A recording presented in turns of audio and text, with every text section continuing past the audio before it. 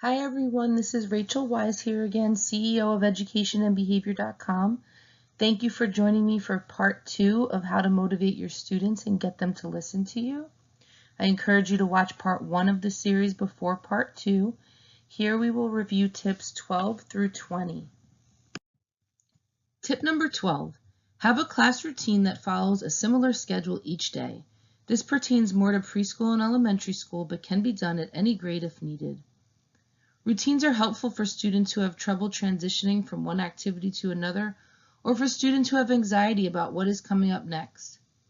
Have the routine posted in written form and in picture form for students who have trouble reading or understanding language. For more on this topic, including ideas for making pictures for a picture schedule, check out the article, How to Use Schedules to Improve Children's Behavior. Number 13. Have some changes in the routine on certain days to teach flexibility. If you have students that struggle with change in routine, prepare them for upcoming changes. For example, change the schedule for that day to reflect the change.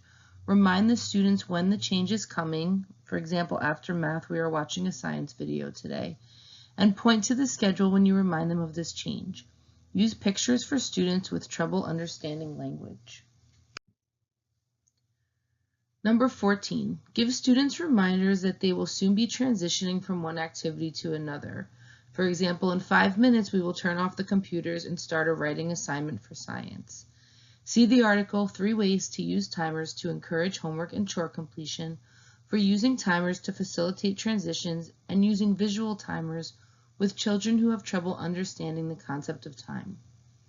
Point to the timer as the activity is winding down to the end.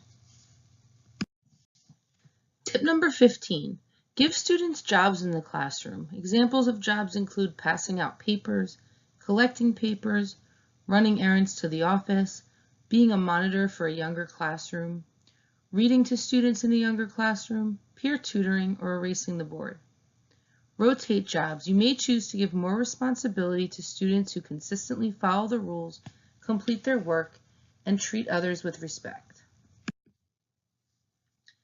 Tip number 16, have a box and allow students to write down topics they want to learn about and put them in the box. Pick a certain time each week to teach about one of the topics from the box. Tip number 17, use random selection to call on students to encourage everyone's participation. For example, write each student's name on a popsicle stick and pull sticks out of a cup to call on students. Put the stick back in the cup after you call on a student so they know they can be called on again. Tip number 18, randomly say students' names during instruction to keep their attention. Tip number 19, walk around while you teach so you are in close proximity to all students rather than standing in the front of the room and being far away from the students in the back. Some teachers like to put their students in a half semicircle so it is easier to be close to all of them and they can all see you easily. What do you think of this seating arrangement?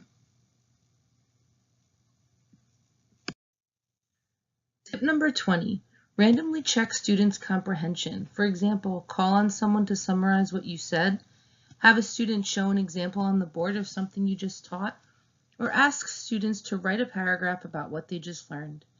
If you frequently check comprehension and students never know when you might do a random check, it will help keep them on their toes.